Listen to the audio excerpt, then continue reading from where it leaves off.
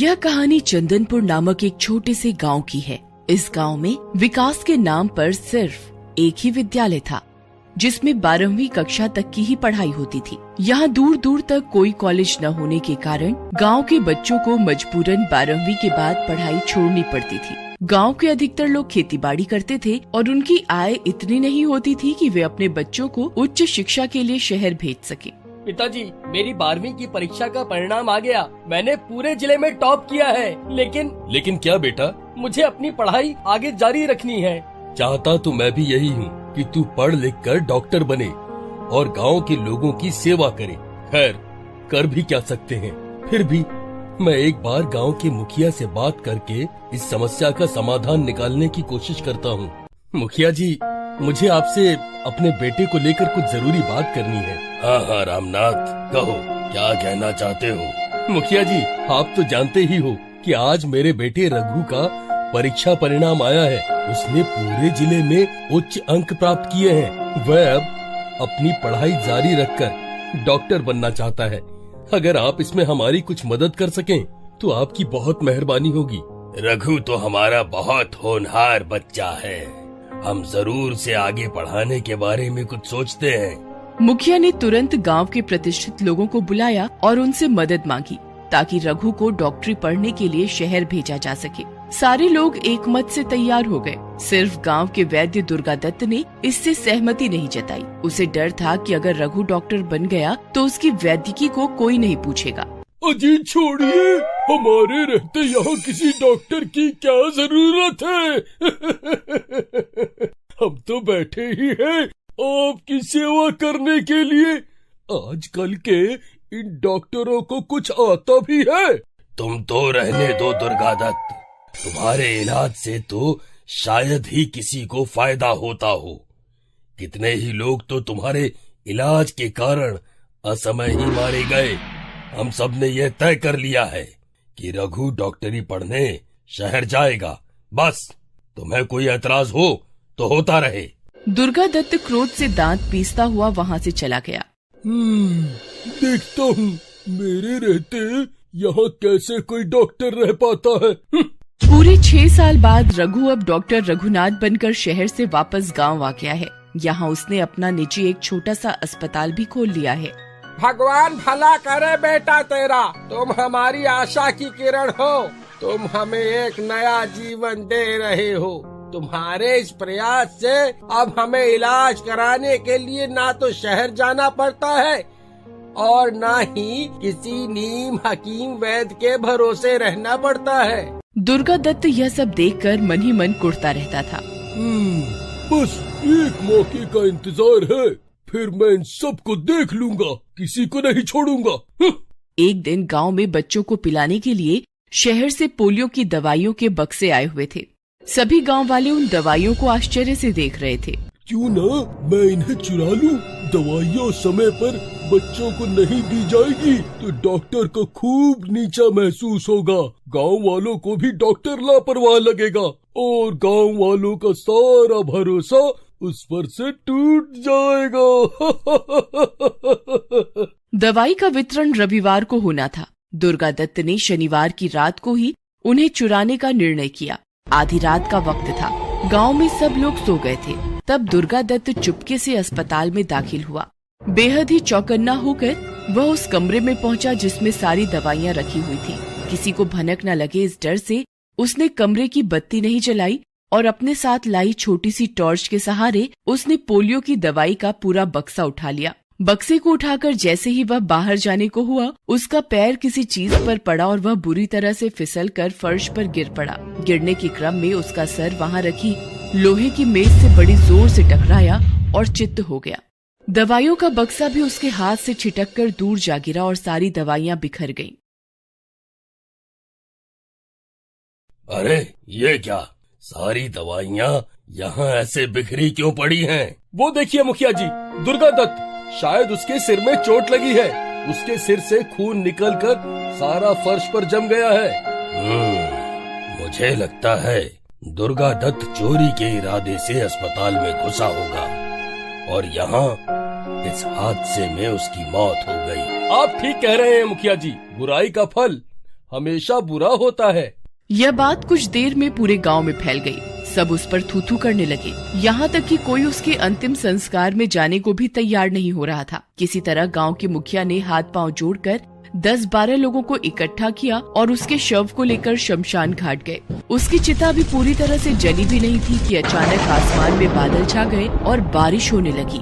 यह देखकर गांव के लोग दुर्गा दत्त के शव को उसके हाल पर छोड़कर वापस आ गए। अध जले मांस की बू ने गांव के कुत्तों को अधीर कर दिया। लोगों के जाने के बाद दुर्गा दत्त के अध जले शव पर कुत्ते टूट पड़े और उसकी बोटी बोटी उधेड़ डाली। इस तरह हुआ दुर्गा दत्त का अंतिम संस्कार। मुखिया जी, क्यों ना अस्पताल में एक चौकीदार रख ले? हाँ जरूर, नेकी और पूछ नेक काम में देरी कैसी। जल्दी ही उस अस्पताल में चौकीदार रख लिया गया। उस रात जब चौकीदार अस्पताल में पहरा दे रहा था, तब उसे अंदर से कुछ आवाज सुनाई दी। उसे लगा जरूर कोई चोर घुस आया है। वह अंदर गया तो उसने पाया कि आवाज दवाइयों वाले कमरे से आ रही है। जैसे ही वह कमरे के दरवाजे तक गया और बत्ती जलाई, उसने वहाँ एक भयानक आकृति देखी।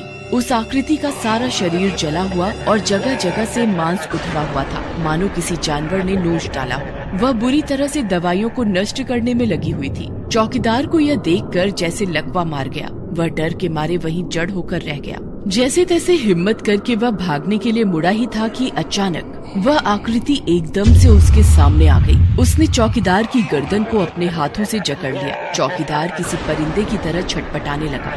थोड़ी ही देर में उसके प्राणों ने उसके शरीर का साथ छोड़ दिया। चौकीदार को मुर्दा देखकर उस भयानक आकृति की आंखें एक पल के लिए चमकी और अगले ही पल उसने चौकीदार की लाश को बुरी तरह नोच खसोट डाला। अगले दिन डॉक्टर रघुनाथ और अन्य लोग के अस्पताल में आने पर उफ, इसकी भी मौत हो गई। डॉक्टर साहब, शायद रात को किसी जंगली जानवर ने ऐसा किया है। आप भयभीत मत होइए। खैर, चौकीदार का अंतिम संस्कार कर दिया गया और एक दूसरे चौकीदार को नियुक्त किया गया। लेकिन उस चौकीदार की भी उसी तरह कटी फटी लाश मिली तो सारे गांव में सनसनी फैल गई। एक हफ्ते के अंदर 2-2 चौकीदारों की मौत से सारा गांव दहशत में आ गया था। डॉक्टर साहब, यहाँ किसी भूत प्रेत का चक्कर है। हो न हो, यह काम जरूर दुर्गा दत्त की आत्मा कर रही है। मुझे तो कुछ समझ ही नहीं आ रहा है कि आखिर मैं क्या करूं। इस घटना के बाद से कोई भी चौकीदार वहाँ पर काम करने के लिए तैयार नहीं था। कुछ दिनों बाद मुखिया जी की पत्नी कमलावती अपने घर की सीढ़ियों पर से अचानक फिसलते हुए, "उई माँ!" क्या हुआ? कोई जवाब न पाकर वह बाहर आंगन में जाकर देखता है कि उसकी पत्नी गिर गई है और उसके सिर पर गहरी चोट आई है। आनन फानन में रघु को बुलाया गया और मुखिया की पत्नी को तत्काल अस्पताल में ले जाया गया। रात होने की वजह से कोई वहाँ रुकना नहीं चाहता था, इसलिए सब लोग वहाँ से धीरे धीरे चले गए। स्वयं मुखिया जी और रघु की भी यही राय थी, लेकिन मुखिया के घर पर इलाज की पूर्ण सुविधाएं न होने के कारण मजबूरीवश उन्हें वहाँ रुकना पड़ा। आधी रात हो चली थी। रघु ने मुखिया जी की पत्नी को टाँके लगाकर पट्टी कर दी थी, पर वह अभी भी बेहोश थी। मुखिया जी और रघु भी बातें करते करते वहीं कुर्सी पर ही ऊँघ रहे थे। अचानक उन्हें एक खटके की आवाज सुनाई देती है और दोनों चौंक जाते हैं। आवाज दवाइयों के कमरे से आ रही थी। दोनों का दिल बुरी तरह धड़कने लगता है। रघु हिम्मत करके उठता है और उस तरफ जाने लगता है। कहाँ जा रहे हो रघु? तुम्हें कहीं जाने की जरूरत नहीं है। मैं बस अभी आया मुखिया जी, आप यहीं ठहरिए। रघु सीधा दवाइयों के कमरे में पहुंच जाता है। वहाँ उसे एक भयानक आकृति दिखाई देती है जिसका सारा शरीर जला हुआ है और उसका जगह जगह से मांस उधड़ा हुआ है। सारे कमरे में एक भयानक बदबू फैली हुई है, जैसे कोई लाश सड़ रही हो। कौन है तुम? इतनी जल्दी भूल गया मुझे? मैं दुर्गा दत्त हूँ। तेरे ही कारण मेरा सर्वनाश हुआ है। अब मैं तेरा सर्वनाश करूँगा। वह रघु की गर्दन पर अपना शिकंजा धीरे धीरे कसने लगता है। रघु किसी मुर्गे की तरह छटपटाता है। उसकी आंखें जैसे बाहर आने को ही होती हैं। छोड़ो मुझे, मैं कहता हूँ छोड़ो मुझे। रघु बेटा। अचानक दुर्गा दत्त की भयानक आकृति का ध्यान भंग हो जाता है और रघु उसके शिकंजे से छूट जाता है। मुखिया जी दुर्गा दत्त पर एक लकड़ी का टुकड़ा फेंक कर मारते हैं। हट, हमारे बीच में मत आ, कह देता हूँ। नहीं तो तू भी मरेगा साथ में। इसी दिन का तो मुझे काफी दिनों से इंतजार था। अब कहाँ जाएगा मुझसे बचकर। अचानक रघु उस भयानक आकृति को चकमा देकर और मुखिया को उठाकर उस कमरे में आता है जिसमें उसकी पत्नी थी। फिर वो दोनों जैसे तैसे उनकी पत्नी को स्ट्रेचर पर लादकर वहाँ से बाहर निकलते हैं। बचाओ बचाओ। उनकी आवाज सुनकर कुछ ही देर में गांव के कई लोग हाथों में लाठियां और लालटेन लेकर वहां आ जाते हैं और उन लोगों को लेकर वहां से निकल जाते हैं। सुबह मुखिया और रघु द्वारा रात की घटना सुनकर गांव के लोग आपस में विचार कर वाराणसी से एक सिद्ध तांत्रिक को बुला कर लाते हैं।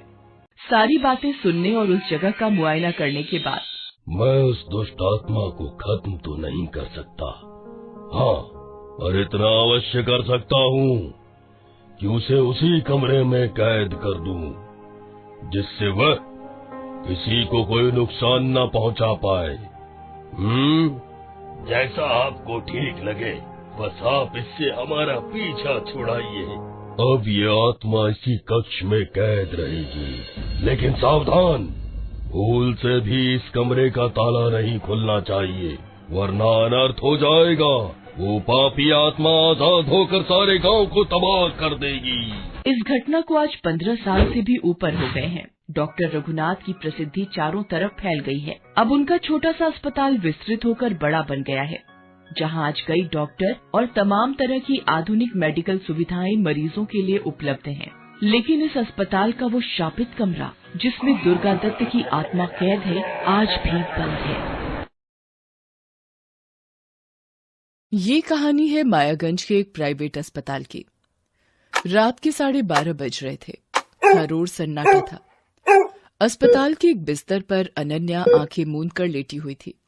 कुछ और मरीज भी अपने अपने बिस्तर पर सोए हुए थे। अनन्या के हाथ में स्लाइन लगी हुई थी। उसके बिस्तर के ऊपर एक मॉनिटर भी लगा था, जिसमें आड़ी टेढ़ी रेखाएं चल रही थीं। अचानक अनन्या को किसी औरत के रोने की आवाज आई। उस आवाज से उसकी नींद टूट गई। अरे, इतनी रात को अस्पताल में कौन रो रहा है? कहीं किसी के साथ कोई अनहोनी तो नहीं हो गई?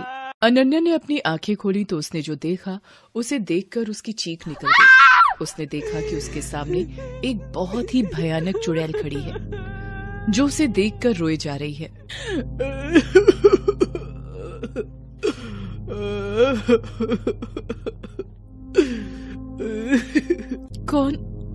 कौन हो तुम? भाग जा यहाँ से, भाग जा, नहीं तो तू मरेगी। ये कहकर चुड़ैल अनन्या के पास आई और उसके हाथों में लगी स्लाइन के पाइप को खींचने लगी। अरे, ये क्या कर रही हो तुम? पागल हो गई हो क्या? छोड़ो मुझे। लेकिन उस चुड़ैल ने अनन्या की एक नहीं सुनी और उसने स्लाइन की पाइप को खींचकर निकाल दिया। अनन्या जोर से चीख पड़ी। अनन्या के हाथ से खून बह रहा था और वो नीचे जमीन पर टपक रहा था। उसके खून से अस्पताल की फर्श धीरे धीरे कर लाल होती जा रही थी। क्यों कर रही हो तुम ये सब? मैंने क्या बिगाड़ा है तुम्हारा? भाग जा यहाँ से, भाग जा, नहीं तो तू मरेगी। अनन्या दर्द से करा रही थी। तभी चुड़ैल ने उसके बिस्तर के ऊपर लगे मॉनिटर को घूर कर देखा और उसे अपने नाखूनों से नोचने लगी। फिर एक जोरदार मुक्का वो उस मॉनिटर पर मारती है। उसकी स्क्रीन पूरी टूट जाती है। उसके बाद वो चुड़ैल अपने हाथ से मॉनिटर निकालती है और अनन्या की तरफ फेंकती। अनन्या खुद को बचाने के लिए जोर से चीख पड़ती है, बचाओ। अनन्या की चीख सुनकर उसके बिस्तर के पास बैठी उसकी 10 साल की बेटी अर्पिता बहुत घबरा गई और उसने अपनी माँ से कहा, क्या हुआ माँ, क्या हुआ? तुम इस तरह क्यों चीखी? चुड़ैल, वो चुड़ैल मार देगी मुझे, मार देगी। कौन मार देगी? वो चुड़ैल, देखो तो, उसने मेरी स्लाइन खोल दी है और मॉनिटर भी तोड़ दिया। ये सब तुम क्या कह रही हो माँ? ऐसा तो कुछ नहीं हुआ है। ये देखो, ये स्लाइन तो लगी हुई है तुम्हारे हाथों में। अनन्या ने भी घूर घूर कर अपने हाथों की ओर देखा, फिर अपने बिस्तर के ऊपर लगे मॉनिटर की ओर। अरे, यहाँ तो सब ठीक है। इसका मतलब मैं कोई सपना देख रही थी। हाँ माँ, तुम कोई सपना देख रही थी। बहुत ही डरावना सपना था बेटी, बहुत ही डरावना। अनन्या 2 दिन पहले ही अस्पताल में एडमिट हुई है। घर पर काम करते करते अचानक उसे चक्कर आ गया था और वो बेहोश हो गई थी। वो तो संयोग अच्छा था कि उसकी बेटी अर्पिता उस समय घर में थी। माँ, क्या हुआ माँ? उठो ना माँ। अर्पिता पड़ोसियों की मदद से अपनी माँ को अस्पताल ले आई। डॉक्टरों ने अनन्या को तुरंत अस्पताल में दाखिल तो कर लिया था, लेकिन उन्होंने अभी तक नहीं बताया था कि आखिर अनन्या को हुआ क्या था। अनन्या ये सोच ही रही थी कि तभी डॉक्टर भंडारी वहां आ गए। उन्होंने अनन्या की थोड़ी जांच की। सिस्टर, तुमने अभी तक इनकी सलाइन नहीं खोली है और इन्हें ये वाली इंजेक्शन अब तक लग जानी चाहिए थी, अभी तक क्यों नहीं लगी? देखो, इन सब मामलों में मुझे लापरवाही बिल्कुल पसंद नहीं है। मरीज यहाँ इतनी आशा के साथ हमारे पास आता है, हमारी पूरी जिम्मेदारी है कि हम उनकी देखभाल ठीक से करें। डॉक्टर भंडारी की बात सुनकर नर्स ने अपना सिर नीचे कर लिया और वो इंजेक्शन लाने चली गई। डॉक्टर साहब, मुझे हुआ क्या है? मैं कब तक घर वापस जाऊंगी? बहुत जल्द। ये कहकर डॉक्टर भंडारी वहां से चले गए। कुछ देर बाद नर्स ने आकर अनन्या की स्लाइन खोली और उन्हें इंजेक्शन लगाया और वो भी चली गई। उनके जाने के बाद अनन्या ने अर्पिता से कहा कि उसे वॉशरूम जाना है, इसलिए वो उठकर बाथरूम चली गई। बाथरूम से जब वो लौट रही थी तो उसे लगा कि कोई उसके पीछे है और वो उससे कुछ कह रहा है। उसने जब पीछे मुड़कर देखा तो उसे वही चुड़ैल फिर से दिखी। भाग जा यहाँ से, भाग जा नहीं तो तू मरेगी। उस चुड़ैल को देखकर अनन्या के हाथ पांव फूल गए। वो भागी भागी अपने वार्ड की ओर जाने लगी, लेकिन जैसे ही वो अपने वार्ड में पहुंची, वहां का नजारा देखकर उसके पैर कांपने लगे। उसने देखा कि अस्पताल के हर बिस्तर पर वही लेटी हुई है और वहीं बिस्तर के पास उसकी बेटी अर्पिता बैठी हुई है। क्या हो रहा है मुझे हर बिस्तर पर मैं खुद ही क्यों दिख रही हूँ? और ये अर्पिता भी सभी जगह क्यों दिख रही है मुझे? अर्पिता। उसकी आवाज का शोर सुनकर अर्पिता ने अपनी माँ को जोर से पकड़ लिया और उससे कहा, माँ, क्या हुआ माँ? तुमने फिर से कोई सपना देखा क्या? अर्पिता की बातों को सुनकर अनन्या उसकी ओर घूर घूर कर देखने लगी। उसने देखा कि वो तो अपने बिस्तर पर है। मैं यहाँ कैसे आई? मैं तो बाथरूम गई थी ना। नहीं माँ, तुम तो यहाँ मेरे पास ही हो इस बिस्तर पर। नहीं, ये कैसे हो सकता है? मैं तो बाथरूम गई थी, वहाँ वो चुड़ैल। इतना कहकर वो चीखने लगी। अनन्या का शोर सुनकर वहाँ पर डॉक्टर भंडारी और नर्स भी आ गए। क्या हुआ है आपको? तब अनन्या ने डॉक्टर भंडारी की ओर घूर कर देखा। उस समय उसकी आंखें पूरी लाल हो गई। अनन्या ने डॉक्टर भंडारी का कॉलर पकड़ लिया और उसे अपनी ओर खींचती हुई अजीब सी आवाज में बोली, कौन सा इंजेक्शन दिया मुझे डॉक्टर भंडारी? कौन सा? अरे छोड़िए मुझे। मैं तुझे नहीं छोड़ूंगी भंडारी, मार दूंगी मैं तुझे। ये कहकर अनन्या डॉक्टर भंडारी के कंधे पर चढ़ गई, लेकिन जैसे ही वो उसके कंधे पर चढ़ी तो उसका चेहरा बिल्कुल बदल गया और वो एक चुड़ैल के रूप में बदल गई। जैसे ही उसका चेहरा वहाँ खड़ी नर्स ने देखा, वो चिल्ला उठी, ये तो माला है, लेकिन ये तो। उसके बाद चुड़ैल ने डॉक्टर भंडारी को नीचे गिरा दिया और उसके सीने को अपने नाखूनों से नोचने लगी। खून की धार डॉक्टर भंडारी के सीने से बहने लगी। छोड़ो मुझे। भंडारी, तुम जैसे राक्षसों को जीने का कोई हक नहीं है। डॉक्टर भगवान के समान होता है, लेकिन तुमने तो इस पेशे को धंधा बना दिया। मैं माला हूँ, माला, वही माला जिसकी दोनों किडनियां तुम लोगों ने निकाल ली और मुझे मार दिया, और अब तुम अनन्या के पीछे पड़े हो। भंडारी, मैं तुझे छोड़ूंगी नहीं। ये कहकर चुड़ैल ने डॉक्टर भंडारी को मार दिया। उसके बाद माला की आत्मा अनन्या के शरीर से निकलकर गायब हो गई। हेलो दोस्तों, कैसे हैं आप सब? हमारी कहानियाँ देखने के लिए हमारे चैनल को सब्सक्राइब कीजिए और हाँ, बेल आइकॉन पर क्लिक करना मत भूलिएगा।